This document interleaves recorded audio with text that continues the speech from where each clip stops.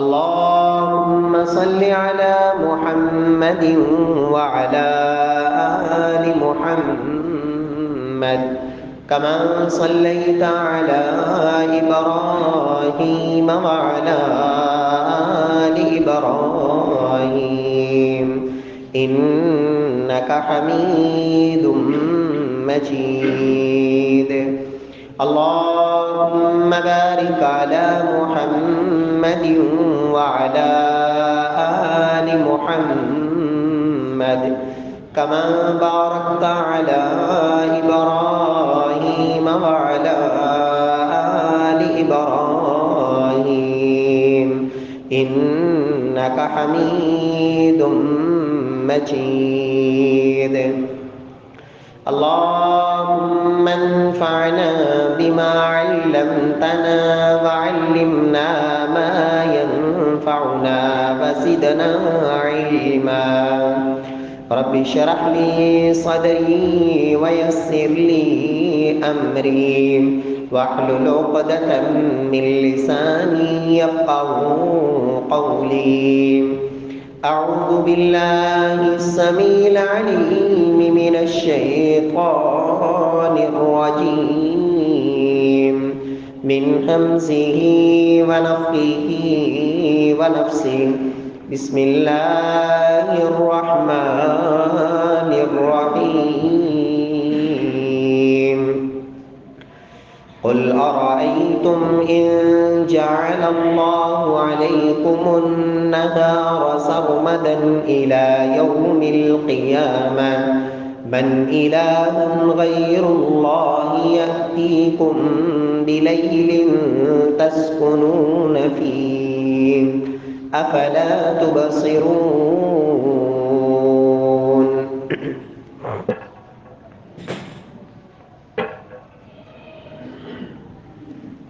قل أرأيتم إن جعل الله عليكم النهار سرمدا إلى يوم القيامة.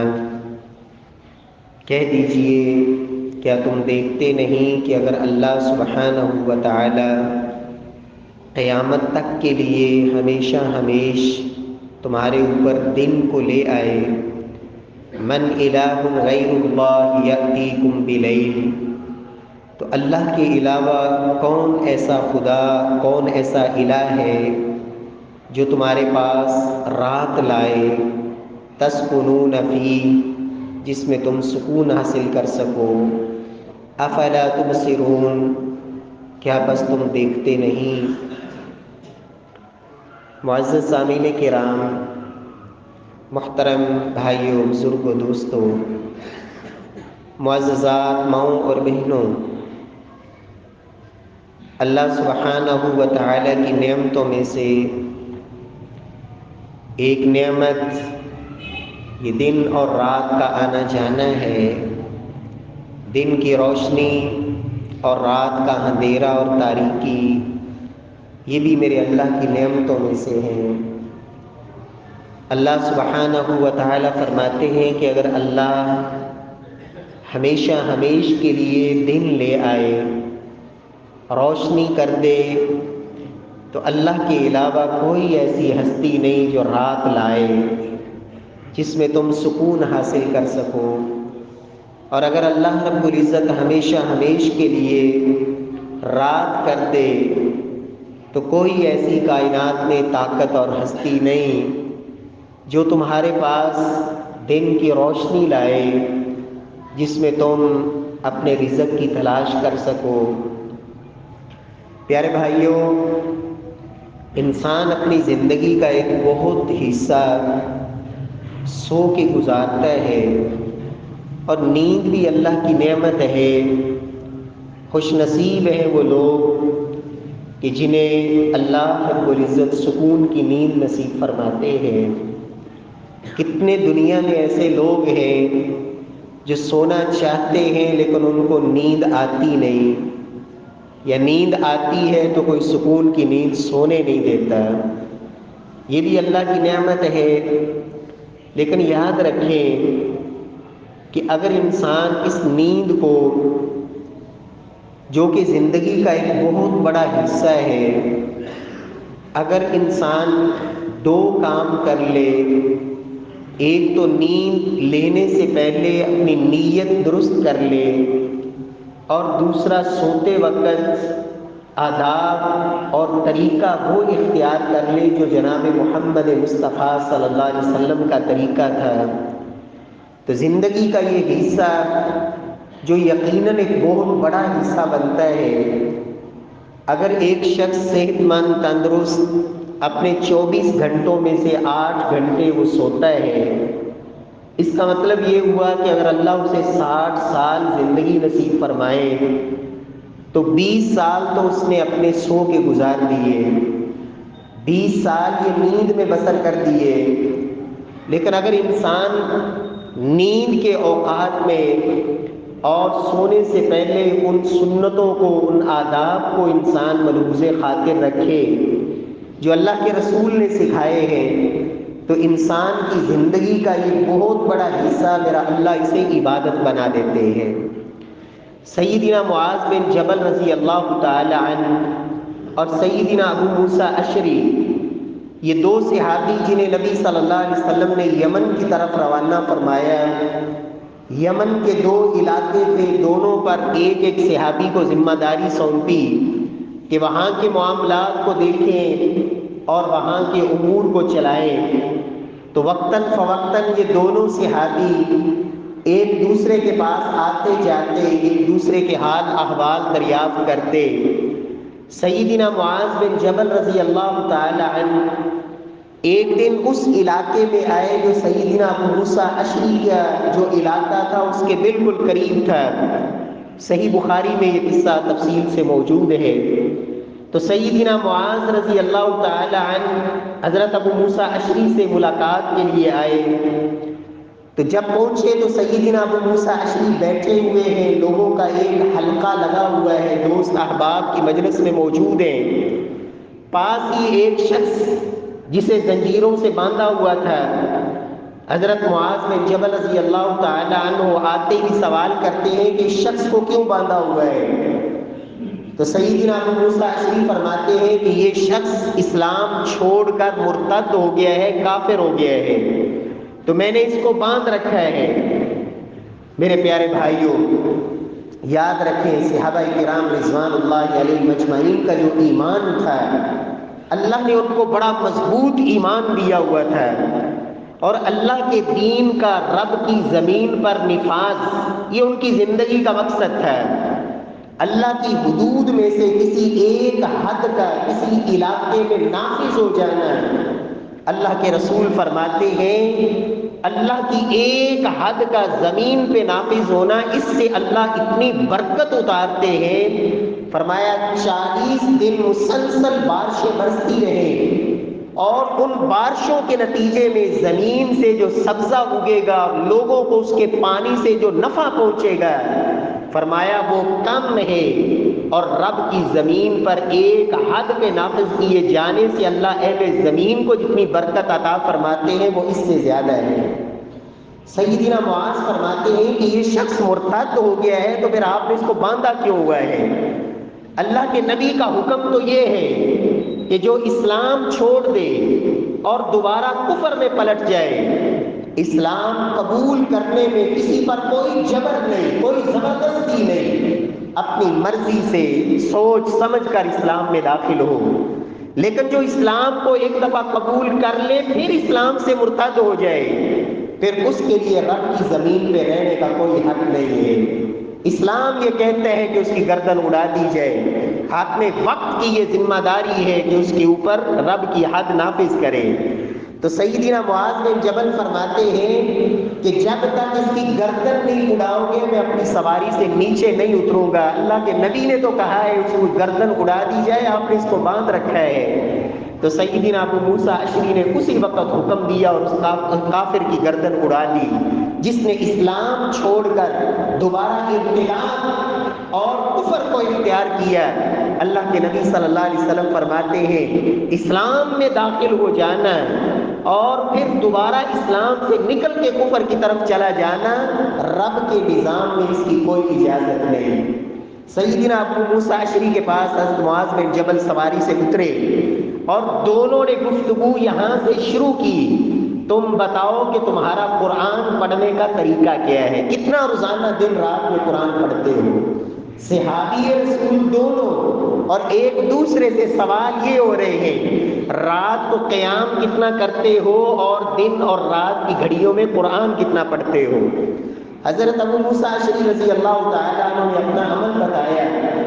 سیدنا معاذ بن جبل جو بیان کرتے ہیں، اصل مقصود ہمارے موضوع کے ساتھ جو تعلق رکھتی ہے وہ بات ہے، سیدنا معاذ فرماتے ہیں میں رات کا کچھ حصہ سو جاتا ہوں، پھر اٹھ کے اللہ کے سامنے قیام کرتا ہوں، لیکن یاد رکھو احتسب من نومتی ما احتسب من قومتی، میں اللہ سے جتنا ثواب اور اجر کا بدلہ اپنی نماز سے رکھتا ہوں کہ جب میں قرآن پڑھ رہا ہوتا ہوں، قیام کر رہا ہوتا ہوں، اللہ مجھے اس پر یہ انعام یا یہ اجر عطا فرمائیں گے، جب میں سو رہا ہوتا ہوں تو اپنی نیند سے بھی میں اپنے رب سے اسی طرح کا مکمل بدلے کیا اللہ سے امید بھی رکھتا ہوں، اور مجھے رب سے یقین ہے کہ اللہ میری نیند پر بھی مجھے اتنا ہی اجر عطا فرمائیں گے۔ کیوں؟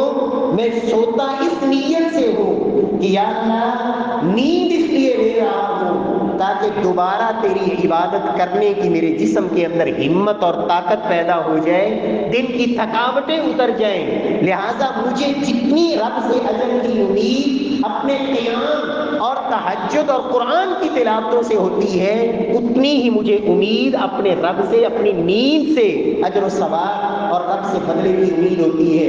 رب العالمین ہمیں بھی یہ سوچ اور فکر نصیب فرمائے۔ پیارے بھائیوں، ہماری زندگی کے بہت سے ایسے معمولات ہیں جو ہماری زندگی کے اندر بہت ضروری ہیں، جس کے بغیر گزارا ہی نہیں، لیکن انسان اگر اپنی نیت کو درست کر لے اور انسان اپنے رب سے اجر اور بدلے کی امید رکھے اور سنت طریقہ محمد مصطفیٰ کا اختیار کر لے، رب کائنات ان معمولات کو بھی میرا اللہ عبادات میں تبدیل فرما دیتے ہیں، اور میرے رب کے لیے یہ کوئی مشکل نہیں۔ نبی صلی اللہ علیہ وسلم نے جو آداب سکھائے ہیں، اختصار سے میں عرض کروں گا، سب سے پہلا سونے کا ادب یہ ہے کہ آپ عشاء کی نماز باجماعت پڑھیں۔ نیند کے آداب میں سے کچھ آداب وہ ہیں جو بستر پر آنے سے پہلے آپ نے وہ پورے کر لینے ہیں۔ دعائیں پڑھنا، تلاوت جو مسنون ہے وہ کرنا، اس سے پہلے سب سے پہلا ادب ایک مسلمان کی یہ سوچ ہونی چاہیے کہ میری عشاء کی اور فجر کی نماز کبھی باجماعت نہ رہے۔ پیارے بھائیو، یہ دو نمازیں ایسی ہیں، نبی صلی اللہ علیہ وسلم فرماتے ہیں من صلی العشاء فی جماعہ کان کقیام نصف لیلہ، جو بندہ عشاء کی نماز باجماعت پڑھتا ہے، فرمایا وہ ایسے ہے جیسے اس نے آدھی رات کا قیام کر لیا۔ ومن صلی الفجر فی جماعہ کان کقیام لیلہ، جو فجر کی نماز بھی باجماعت پڑھ لیتا ہے، رب کائنات اسے ساری رات کے قیام کا اللہ اجر و ثواب عطا فرما دیتے ہیں۔ تو عشاء کی نماز اور فجر کی نماز یہ دو ہی نمازیں ہیں جو اللہ کے رسول نے فرمایا کہ منافقوں پر یہ نمازیں سب سے بھاری ہیں۔ دو نمازیں، عشاء کی نماز اور فجر کی نماز، منافقوں پر سب سے بھاری ہیں۔ میرے پیارے بھائیوں، وہ مسلمان کیسا مسلمان ہے، اس کو اپنی مسلمانی کا فکر کرنا چاہیے، جو رات کو جب سوتا ہے تو الارم لگاتا ہے 10 بجے اٹھنے کا، اس کا الارم گھڑی پر جو لگتا ہے اس کو 10 بجے اٹھنے کا۔ اور حنابلہ میں سے بہت سے ائمہ ان کا موقف یہ ہے جو رات کو سوتے وقت، بستر پر سوتے وقت نیت یہ کر کے سو رہا ہے نا کہ میں نے اٹھنا ہی 10-11 بجے ہے، وہ مسلمان نہیں رہتا، وہ کفر میں چلا جاتا ہے۔ اس لیے کہ اللہ کے نبی نے فرمایا بین العبد و بین الکفر ترک الصلاۃ، مسلمان اور کافر کے درمیان جو حد فاصل ہے وہ نماز ہے۔ اس کا مطلب یہ ہے اس کی نیت ہی نہیں میں نے نماز پڑھنی ہے، یہ اٹھنے کی نیت ہی 10 بجے کر کے سو رہا ہے، میرے پیارے بھائیوں، اس کی تیسری مسلمانی ہے۔ تو رات کے سونے کے آداب میں سے پہلا ادب کہ عشاء کی نماز باجماعت پڑھ کے سوئیں اور فجر باجماعت پڑھنے کی نیت اور کوشش کریں کہ اللہ مجھے فجر کی نماز باجماعت کا فضل نصیب فرمائے۔ دوسرا ادب یہ ہے کہ نبی صلی اللہ علیہ وسلم کی جو تعلیم ہے کہ عشاء کی نماز کے بعد، اللہ کے نبی کی تعلیم پیارے بھائیوں کو یہ ہے کہ عشاء کے بعد بلا مقصد جاگنا، اس سے اللہ کے نبی نے منع فرمایا۔ عشاء کی نماز سے پہلے سونا اور عشاء کی نماز کے بعد جاگنا، اس سے اللہ کے نبی نے منع فرمایا۔ صحابہ کرام بیان کرتے نہا عن النوم قبل العشاء وعن الحدیث بعدها، اللہ کے نبی صلی اللہ علیہ وسلم نے عشاء سے پہلے سونے سے منع فرمایا اور عشاء کے بعد جاگنے سے منع فرمایا۔ ہاں، اگر کوئی دینی مقاصد ہے، علمی مجلس ہے، علمی حلقہ ہے، امت مسلمہ کے نفع کا کوئی کام ہے، خود نبی کائنات عشاء کے بعد ابو بکر کے ساتھ بیٹھتے، عمر فاروق کے ساتھ بیٹھتے، صحابہ کرام کی تعلیم کے لیے بیٹھتے، اور اللہ کے نبی صلی اللہ علیہ وسلم دیر تک بسا اوقات امت مسلمہ کے حوالے سے اور مسلمانوں کے مستقبل کے حوالے سے یا کوئی بھی مشورے ہوتے آپ اپنے صحابہ سے کرتے۔ علمی مجلس، امت مسلمہ کے نفع اور خیر کا کوئی کام، یا اپنے اہل خانہ کے ساتھ، اپنی بیوی ہے اس کے ساتھ گفتگو بات چیت ضروری، گھر کے اندر سیدہ میمونہ رضی اللہ تعالی عنہا وہ بیان کرتی ہیں کہ اللہ کے نبی گھر تشریف لاتے اور ہم سے بات چیت کرتے تو اہل خانہ سے بات چیت، لیکن پیارے بھائیوں عشاء کے بعد بے مقصد فضول کام ہی کوئی نہیں، ایسی جھانکتے رہنا دیر تک، انٹرنیٹ کے اوپر مصروف رہنا، فیس بک کے اوپر اور آج کل کی دنیا کے اندر ایسے بیہودہ اپنے کاموں کے اندر اپنی مصروفیات، نتیجہ کیا ہوگا کہ جب دیر تک جاگتا رہے گا تو پھر صبح نماز کے لیے اٹھنا، تہجد تو دور کی بات ہے، نماز فرض کے لیے اٹھنا بھی ممکن نہیں رہے گا۔ تو اللہ کے نبی نے یہ ادب سکھایا، اس لیے معمول بنائیں گھر کے اندر۔ رب نے آپ کو ہمت دی ہے، اختیار دیا ہے، آپ گھر کے مسئول ہیں، گھر کے اندر اپنی اولاد، اپنی بیوی بچے، گھر کا یہ ماحول ہو کہ نماز عشاء کے بعد جلدی سونے کا ماحول بنائیں، فجر کی نماز کے لیے خود بخود بیداری ہوگی، رب کائنات تہجد کے لیے بھی توفیق نصیب فرمائیں گے۔ عشاء کے بعد بلا مقصد جاگنا اور فضول، اللہ کے نبی صلی اللہ علیہ وسلم نے اس سے منع فرمایا، اور جو انسان ایسے کاموں میں مشغول ہیں محمد مصطفیٰ کے حکم کی مخالفت کر کے گویا کہ وہ گنہگار ہو رہا ہے۔ تیسرا ادب نبی صلی اللہ علیہ وسلم نے یہ سکھایا ہے، یعنی آپ اندازہ لگائیں، میرے رب نے جو کائنات کے امام کو کہا نا کہ وہ رؤوف بھی ہے اور رحیم بھی ہے، تم اپنے جانوں کے بارے میں اتنے فکر مند نہیں ہو، اپنی ذات کے بارے میں تمہیں اتنا احساس نہیں جتنا اس نبی کو تمہارا فکر ہے اور تمہارا احساس ہے۔ اللہ کے رسول نے منع فرمایا کہ انسان اگر چھت پہ سونا چاہتا ہے تو ایسی چھت پر نہ سوئے جس کی سائڈوں پہ منڈیر نہیں ہے، دیوار نہیں ہے، پردہ نہیں ہے۔ کیوں؟ کیونکہ نیند کی حالت میں کوئی پتہ نہیں، آپ نیند کی حالت میں اٹھیں اور آپ چھت سے کہیں گر نہ جائیں، آپ کو جانی نقصان نہ ہو جائے۔ کائنات کے امام نے منع فرمایا، نہا ان ینام الرجل علی سطح لیس بمحجور، اللہ کے نبی نے ایسی چھت پر سونے سے منع فرمایا جس کی سائڈوں پہ پردہ نہیں۔ دو نقصان ہیں، تو آپ کو اپنا ذات کا نقصان ہو سکتا ہے، دوسرا جب سائڈوں پہ پردہ نہیں ہے تو آپ دوسروں کے گھروں کے اندر جھانکیں گے جو آنکھ کا زنا ہے، اور رب نے اس کی اجازت نہیں دی کہ آپ کسی غیر محرم کو دیکھیں، کسی کے پردے اور کسی کے گھر کے اندر آپ دخل اندازی دیں اپنی نظر کے ساتھ۔ تو نبی صلی اللہ علیہ وسلم نے ایسی چھت پر سونے سے منع فرمایا جس کی سائڈوں پہ پردہ نہیں ہے۔ چوتھا ادب یہ ہے کہ نبی صلی اللہ علیہ وسلم نے یہ حکم دیا کہ رات کو جب سونا ہے تو 3 کام کر لیں۔ سب سے پہلے دیکھیں کہ گھر میں کہیں آگ تو نہیں جل رہی، سونے سے پہلے آگ بجھا دیں۔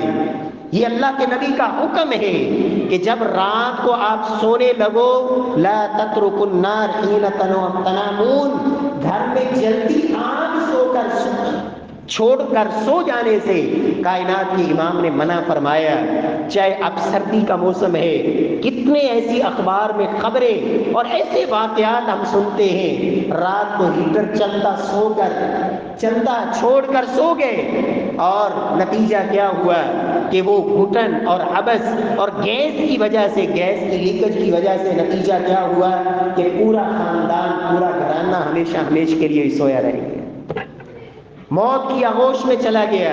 اللہ کے نبی نے فرمایا بسا اوقات چوہیا فرمایا وہ نکلتی ہے جہاں آگ جل رہی ہو، وہ دھاگا کھینچتی ہے، وہ لے کے بھاگتی ہے، اس کی وجہ سے کسی کپڑے کو آگ لگتی ہے، نتیجہ کیا ہوتا ہے؟ سارا گھر جل کے راکھ ہو جاتا ہے۔ فرمایا سونے سے پہلے گھر میں دیکھو کہ کہیں آگ تو نہیں جل رہی، اگر آگ جل رہی ہے تو اسے بجھا دیا جائے۔ دوسرا کام، گھر کا دروازے، اللہ کے نبی صلی اللہ علیہ وسلم فرماتے ہیں گھر کا دروازہ بسم اللہ پڑھ کے بند کر دو، اس لیے کہ جس دروازے کو اللہ کا نام لے کر بند کر دیا جاتا ہے، شیاطین کو میرا اللہ پھر اختیار ہی نہیں دیتا کہ وہ بند دروازوں کو کھول سکے۔ فرمایا شیاطین جن کو ہم نہیں دیکھ سکتے لیکن وہ ہمیں دیکھتے ہیں، ہم ان سے دفاع کیسے کر سکتے ہیں؟ ایک ہی راستہ ہے کہ ہم وہ طریقہ اختیار کریں جو اللہ کے نبی نے بتایا، تاکہ ان شیاطین سے اللہ رب کائنات ہماری حفاظت فرمائے۔ اللہ کے رسول نے فرمایا کہ اپنے دروازوں کو بند کر دو۔ اور تیسرا کام نبی صلی اللہ علیہ وسلم نے جو ایک ہی حدیث میں بیان فرمایا، خمر الاناء واوقوا الاسقیاء، جتنے پینے کے برتن ہیں، مشکیزیں وغیرہ، ان کو اچھی طرح منہ باندھ دو، اور جتنے برتن ہیں ان سب کو ڈھانپ دو۔ سبب کیا ہے؟ اللہ کے رسول فرماتے ہیں لوگوں، ہر سال میں ایک رات ایسی ہوتی ہے جس میں میرا اللہ سارے سال کی وباؤں کو نازل کرتے ہیں۔ اس سال میں جتنی بیماریاں ہیں وہ ساری کی ساری اللہ ایک رات میں اتارتے ہیں۔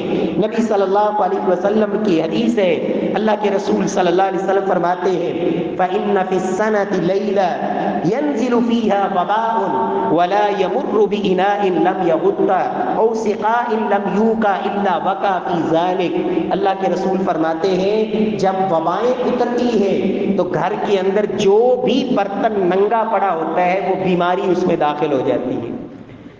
گھر کے اندر جو برتن ننگا ہوتا ہے، جو اس مشکیزے کا منہ کھلا ہوتا ہے، بیماری اس میں داخل ہو جاتی ہے۔ پھر اس میں آپ کھائیں گے تو وہ وبائیں آپ کے جسم میں داخل ہوں گی۔ اس سے بچنے کا راستہ یہ ہے کہ کوئی بھی رات، کیونکہ ہمیں بتایا نہیں گیا کس رات وہ وبا اترے گی، اس لیے اللہ کے رسول کی تعلیم کے مطابق رات کو آپ کے گھر کے اندر کچن ہے، آپ کبھی چکر لگائیں گھر میں رات سوتے وقت کتنے برتن ہوتے ہیں جو دھونے والے ہیں اور کھلے ہی پڑے ہیں۔ ہاں نہیں دھوئے گئے کوئی حرج نہیں، لیکن ان کو الٹا کر دیں، کوئی بھی برتن وہ سیدھا نہ ہو، اس کو یا تو الٹا کر دیں۔ اور حتیٰ کہ اللہ کے نبی فرماتے ہیں تمہیں برتن ڈھانپنے کے لیے کچھ نہیں ملتا، فرمایا اس کے کھلے منہ کے اوپر ایک تنکا ہی رکھ دو، کوئی بھی چیز جو رکاوٹ بن جائے، اس لیے کہ اللہ کے نبی نے یہ حکم دے دیا۔ ہمارا ایمان یہ ہونا چاہیے جب اس کے اوپر آپ نے ایک تنکا بھی رکھ دیا تو اب میرے اللہ کی طرف سے اسے محفوظ کر دیا گیا۔ نبی صلی اللہ علیہ وسلم نے یہ چوتھا ادب سکھایا کہ آگ بجھا دیں، دروازے بند کر دیں، اور برتنوں کو اور مشکیزوں کو ڈھانپ دیں اور منہ باندھ دیں۔ پانچواں ادب یہ ہے کہ جب آپ نے سونا ہے، سونے سے پہلے آپ کوشش کریں کہ وضو کر لیں۔ ویسے تو انسان 5 وقت وضو کرتا ہے نمازوں کے لیے، اور یہ وضو ایک مستقل عبادت ہے، اور وہ انسان بڑا خوش نصیب ہے جس نے زندگی کا یہ معمول بنایا ہوا ہے کہ وہ باوضو ہی رہتا ہے۔ جب بھی وضو ختم ہوتا ہے وہ وضو کر لیتا ہے، یہ سیدنا بلال کی سنت۔ اور اللہ کے نبی نے کہا تھا بلال جب میں جنت میں گیا تو تمہارے قدموں کی آہٹ سنائی دی، عمل کیا کرتے ہو؟ کہا یا رسول اللہ دن ہو یا رات ہو، جب بھی بلال کا وضو ٹوٹتا ہے بلال وضو کرتا ہے، اور جب وضو کرتا ہے تو میں سمجھتا ہوں کہ میرے اوپر رب کا حق ہے کہ اب 2 رکعت بھی پڑھ لوں۔ تو اللہ کے نبی نے فرمایا بلال یہ تمہارا عمل میرے اللہ کو اتنا پسند آیا ہے کہ جب بھی میں جنت میں جاتا ہوں سمیت خشخشتک امامی، میں تمہارے قدموں کی آہٹ آگے آگے سنتا ہوں۔ اللہ ہمیں توفیق دے، اپنا معمول بنا لے۔ یہ جو آج کل بہت سے لوگ جادو ٹونا جنات ایسے ہوائی چیزیں پتہ نہیں طرح طرح کے وسوسے اور کیا کیا آپ کو خبریں سناتے ہیں، میرے پیارے بھائیوں ان میں کچھ حقیقت بھی ہوتی ہے، اور اس سب سے محفوظ رہنے کا ایک راستہ یہ بھی ہے کہ اپنے آپ کو پاکیزہ رکھیں اور باوضو رہیں۔ ایک وضو وہ ہے جو آپ نے رات سونے سے پہلے کرنا ہے۔ اگر تو عشاء کی نماز کے بعد آپ باوضو ہیں اور سونے کے لیے بستر پہ جا رہے ہیں تو اسی وضو سے آپ سو سکتے ہیں، لیکن اگر آپ سونے کے لیے باقاعدہ آپ واش روم گئے ہیں، قضائے حاجت سے فارغ ہوئے ہیں، کوئی اور وضو ٹوٹ گیا ہے، تو سونے سے پہلے آپ باوضو ہوں۔ حتیٰ کہ اللہ کے نبی کا طریقہ تو یہاں تک تھا کہ اگر آپ کے اوپر غسل فرض ہوتا نا، غسل فرض، تو سیدہ عائشہ فرماتی ہیں اللہ کے نبی پھر بھی سونے سے پہلے بھی غسل صبح اگر کرنا ہے اٹھ کر، پھر بھی اگر رات کو سونا ہے تو آپ پہلے وضو کرتے اور وضو کر کے آپ پھر سو جاتے۔ تو وضو کر کے اگر سوئیں گے تو 3 فائدے۔ سب سے پہلا فائدہ یہ ہے، اللہ کے رسول فرماتے ہیں کہ ایک فرشتہ میرا اللہ مقرر کر دیتا ہے جو اس کے ساتھ وہ رات بسر کرتا ہے، اس کی حفاظت بھی کرتا ہے، اور دوسرا کام فرشتہ یہ کرتا ہے کہ ساری رات یہ سو رہا ہے اور اللہ کا فرشتہ اس کے لیے دعائیں کر رہا ہے، اللہم اغفر لعبدک فإنہ بات طاہرا، اے اللہ تیرا یہ بندہ باوضو سویا تھا، اے اللہ اس کی ساری زندگی کے گناہوں کو معاف فرما دے۔ ساری رات یہ سو رہا ہے اور اللہ کا فرشتہ اس کے حق میں دعائیں کر رہا ہے۔ اور تیسرا فائدہ کیا ہوتا ہے، اللہ کے رسول فرماتے ہیں صلی اللہ علیہ وسلم، ما من مسلم یبیت علی ذکر طاہرا فیتعار من اللیل، کوئی بھی مسلمان جو رات کو باوضو ہو کر سوتا ہے پھر رات کی کسی گھڑی اللہ نے اس کو اٹھنے کی توفیق دے دی، یہ بیدار ہوتا ہے، فیسأل اللہ خیرا من الدنیا والآخرہ الا اعطاہ ایاہ، رات کو وضو کی یہ برکت ہے۔ اللہ کے رسول صلی اللہ علیہ وسلم فرماتے ہیں کہ یہ بندہ اٹھ کر دنیا آخرت کی جس خیر کا میرے اللہ سے سوال کرتا ہے، اللہ اس کی دعا کو قبول فرماتے ہیں۔ اللہ سبحانہ و تعالی ہمیں توفیق نصیب فرمائے۔ تو 5واں ادب یہ ہے کہ آپ رات کو باوضو ہو کر سوئیں، طہروا ہذہ الاجساد طہرکم اللہ۔ چوتھا فائدہ یہ بھی ہے، اللہ کے نبی کی ایسے لوگوں کے حق میں دعا ہے، فرمایا لوگوں ان جسموں کو پاک اور صاف رکھا کرو، اللہ تمہاری زندگی کے سارے گناہوں کو معاف کر کے تمہیں ویسے ہی پاک اور صاف کرتے ہیں۔ اللہ ہم سب کو توفیق سے نوازے۔ اور چھٹا ادب یہ ہے، سونے سے پہلے جب آپ بستر پہ آئیں، اللہ کے نبی کی یہ تعلیم ہے۔ سیدنا ابو ہریرہ فرماتے ہیں اللہ کے رسول نے فرمایا جب بھی تم میں سے کوئی شخص اپنے بستر پہ آئے فَلْيَنْفُضْهُ بِدَاخِلِ إِزَارِهِ فَإِنَّهُ لَا يَدْرِي مَا خَلَفَهُ عَلَيْهِ، جب بھی بستر پہ آئیں، جب بستر پہلے بچھا ہوا ہے تو آپ آ کے ویسے نہ لیٹیں، پہلے بستر کو آپ جھاڑ لیں۔ فرمایا اسی کپڑے سے جو بستر کے اوپر ہے یا کوئی بھی کپڑا لے کر اس کو ایک دفعہ اس کے اوپر مار کے جھاڑ لیں۔ کیوں؟ آپ نہیں جانتے کہ جب آپ بستر پہ نہیں تھے تو پیچھے سے آپ کے اس بستر پر کیا آیا ہے، آپ کو نہیں خبر، اور وہ کیا آیا ہے یہ بتایا نہیں گیا۔ وہ دنیا کی کوئی موذی چیز بھی ہو سکتی ہے، کوئی جسم کو نقصان دہ چیز بھی ہو سکتی ہے، اور وہ کوئی شیطانی چیز بھی ہو سکتی ہے جو آپ کے بستر پر آپ کی غیر موجودگی میں ہے۔ جب اللہ کے نبی کے حکم کے مطابق آپ نے اس کو جھاڑ لیا تو اس بستر کو اب میرے اللہ نے آپ کے لیے محفوظ بنا دیا۔ یہ آداب وہ ہیں جو بستر پر آنے سے پہلے اللہ کے نبی صلی اللہ علیہ وسلم نے سکھائے۔ اللہ سبحانہ و تعالی ہمیں ان کا اہتمام کرنے کی توفیق بخشے۔ میرے پیارے بھائیوں، اب کچھ دعائیں ہیں جو اللہ کے رسول نے سکھائی ہیں۔ آپ سونے سے پہلے سب سے پہلا کام دعاؤں کی شکل میں جو کریں گے، آپ آیت الکرسی پڑھیں، اور کبھی نہ بھولیں آیت الکرسی۔ اللہ کے رسول صلی اللہ علیہ وسلم کو سیدنا ابو ہریرہ نے اپنا قصہ سنایا، معروف واقعہ ہے۔ 3 دن شیطان آتا رہا چوری کرنے کے لیے انسانی شکل میں، اور سیدنا ابو ہریرہ اس کو پکڑ لیتے۔ تیسرے دن شیطان نے بتایا کہ ابو ہریرہ میں تمہیں ایک عمل بتاتا ہوں، یہ کر کے سو جاؤ، ساری رات شیطان تمہارے قریب نہیں آئے گا۔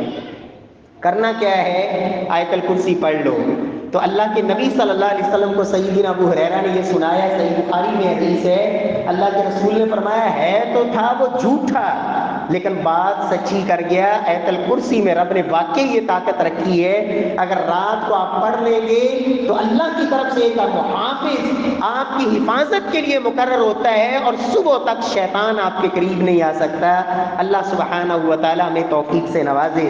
دوسرا کام معوذتین، اور آخری چاروں قل یا ایھا الکافرون، قل هو اللہ احد، قل اعوذ برب الفلق، قل اعوذ برب الناس۔ میرے پیارے بھائیو، یہ جو 3 صورتیں ہیں نا، سورہ اخلاص اور سورہ فلق اور سورہ ناس، ہر ایک کو آتی ہیں، لیکن ان تین صورتوں کی عظمت یہ ہے، اللہ کے نبی نے اپنے صحابی سیدنا عقبہ سے کہا تھا، عقبہ میں تمہیں تین ایسی صورتیں سکھاتا ہوں، ان سے افضل اللہ نے نہ تورات میں اتاری، نہ انجیل میں اتاری، نہ زبور میں اتاری، کسی آسمانی کتاب میں اس سے افضل صورتیں اتری نہیں، لیکن ایک وعدہ کرو میرے ساتھ، ان کو بھلانا نہیں اور رات کو کبھی بھی یہ صورتیں پڑھے بغیر سونا نہیں۔ تو سیدنا عقبہ فرماتے پوری زندگی میں نے یہ کبھی نہ تو بھولا اور نہ کبھی رات کو یہ پڑھے بغیر سویا، تین دفعہ یہ صورتیں پڑھیں اور پھر اپنے ہاتھوں کو جوڑ کر آپ یہ تین صورتیں تین دفعہ پڑھیں، ہاتھوں پہ پھونک مار کے اپنے جسم چہرے سے شروع کریں، سر پہ پھیریں اور جسم کے اگلے حصے پر جہاں تک آپ کے ہاتھ پہنچ سکتے ہیں، آپ بیٹھ کے پڑھ رہے ہیں یا لیٹ کے پڑھ رہے ہیں، جہاں تک یہ ہاتھ پہنچ سکتے ہیں اپنے جسم میں پھیریں۔ یہ اللہ کے نبی کی تعلیم ہے۔ تینوں صورتیں، سورہ اخلاص، سورہ فلق اور سورہ ناس، تین دفعہ رات کو پڑھ کے سوئیں، اپنے بچوں کو یہ سبق پڑھائیں۔ میرے پیارے بھائیوں، دنیا کے اندر سب سے زیادہ یاد رکھیں، دنیا کے اندر جو سب سے پہلا گناہ ہوا تھا نا، وہ بھی حسد کی وجہ سے، اور آسمانوں میں بھی جو سب سے پہلا گناہ ہوا تھا وہ حسد کی وجہ سے۔ اور ان صورتوں کے اندر انسان یہ اللہ سے پناہ مانگتا ہے، من شر حاسد اذا حسد، یا اللہ مجھ سے حسد کرنے والا وہ انسانوں سے ہو یا جنات میں سے ہو، یا اللہ ہر حاسد کے حسد سے اور ہر شریر شر آنکھ کے شر سے اللہ مجھے اپنی حفاظت میں رکھنا۔ تو اس کو معمول بنائیں۔ اور سورہ کافرون، اللہ کے رسول فرماتے ہیں لوگوں یہ وہ سورت ہے سورہ کافرون، جو ایک دفعہ پڑھتا ہے نا، میرا اللہ اسے قرآن کا چوتھا حصہ پڑھنے کا اجر و ثواب عطا فرماتے ہیں۔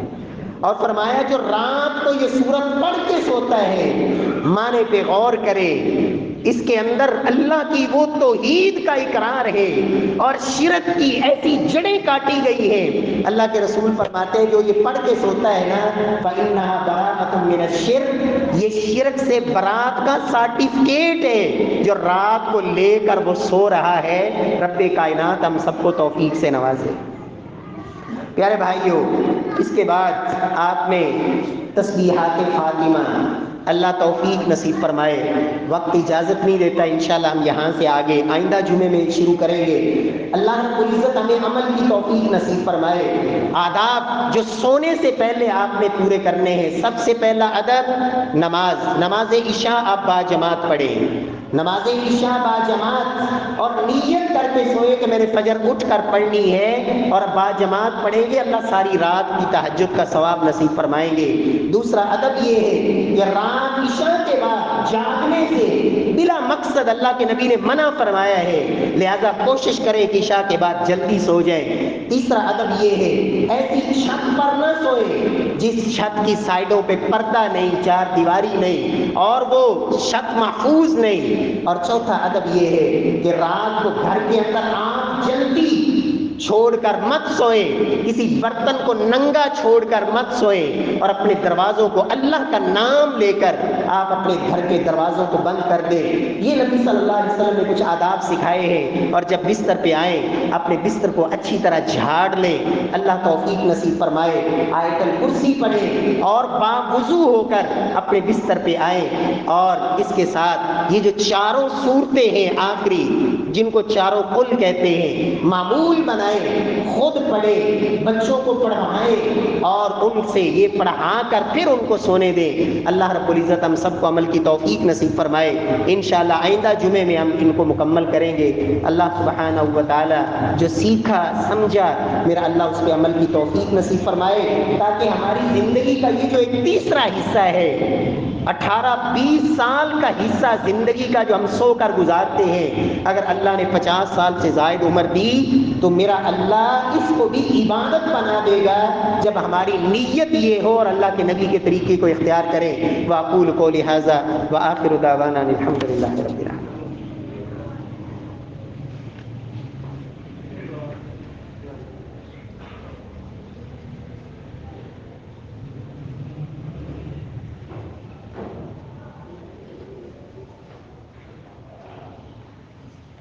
إن الحمد لله نحمده ونستعينه ونستغفره